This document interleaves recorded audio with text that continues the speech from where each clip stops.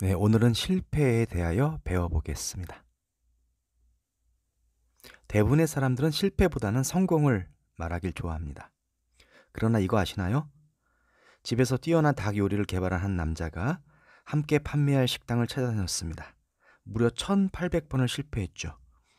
1801번째 식당 주인이 마침내 오케이 했고요. 그렇게 태어난 것이 바로 KFC입니다. 빨리빨리 실패하자라고 주장하는 한 남자가 있었습니다. 실제로 그는 65세가 될 때까지 어마무시하게 실패를 했고요. 그리고 마침내 일어난 것이 바로 유니클로였습니다. 그는 회장 야나이 다다시였습니다. 저는 약 1년 반 전에 탁구를 시작했습니다. 대학 때 좀 쳐본 적은 있지만 최하위 8부에서 시작하게 되었습니다. 처음 시작은 괜찮았습니다. 5승 5패 정도 되었었죠. 그러나 현대 흐름에는 펜홀더보다는 쉐이크 핸즈가 더 적합하다는 충고들을 존중하여 라켓에 변화를 주었습니다. 그리고 1년 동안 처참한 성적표를 받게 됩니다. 경기가 있는 날 6, 7게임을 하게 되면 거의 전패를 하고 돌아왔습니다. 좌절 그 자체였습니다. 주위에선 그렇게 스트레스를 받을 거면 그만두라라는 충고가 쏟아졌습니다.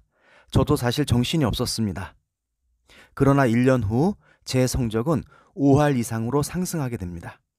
그리고 꿈에 그리던 7부 승급을 눈앞에 두고 있습니다.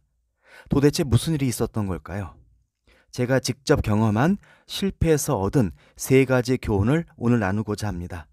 혹시 지금 실패를 겪고 계시다면 이 3가지를 적용하시면 꼭 극복하시리라 믿습니다. 첫째는 너무나도 진부한 표현 Never give up입니다. 졸업식장 연설에서 한두 번 꼭 나오는 문구이죠. 하지만 정말 그 안에 답이 있었습니다. 아까도 말씀드렸지만 경기 있는 날 7전 7패, 8전 8패 이러고 나면 다 포기하고 싶습니다. 심지어는 레슨을 받는데도 성적이 나아지지 않는다면 더더욱 그렇습니다. 코치에 대한 의심도 생깁니다. 그러나 성적이 오르려면 그 전체적인 퍼포먼스에 관계된 모든 분야가 향상되어야 한다는 걸 깨닫게 되었습니다.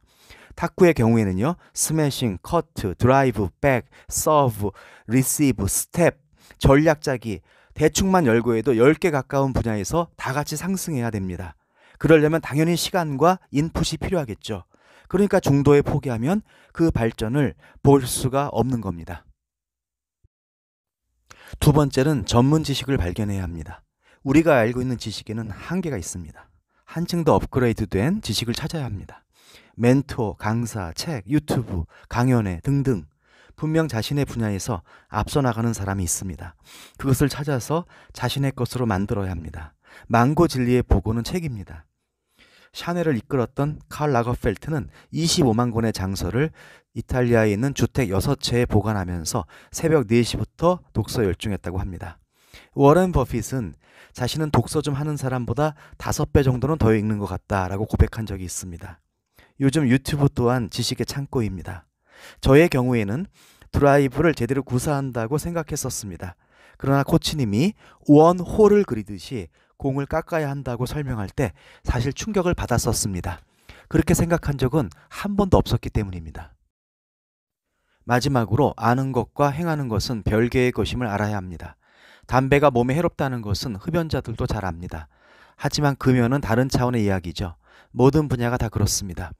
몇 번 반복하게 되면 친근함이 느껴지는데 이것이 오히려 독소가 될 수 있습니다. 왜냐하면 자신이 완벽하다라는 착각을 낳는 거죠. 나 방탄춤 출 줄 알아 말은 하는데 어설프게 춤을 추고 있는 사람을 여러분 한번 상상해 보십시오. 바로 그 모습입니다. 그것을 뛰어넘었을 때 우리를 짓누르는 실패에서 빠져나올 수 있는 겁니다.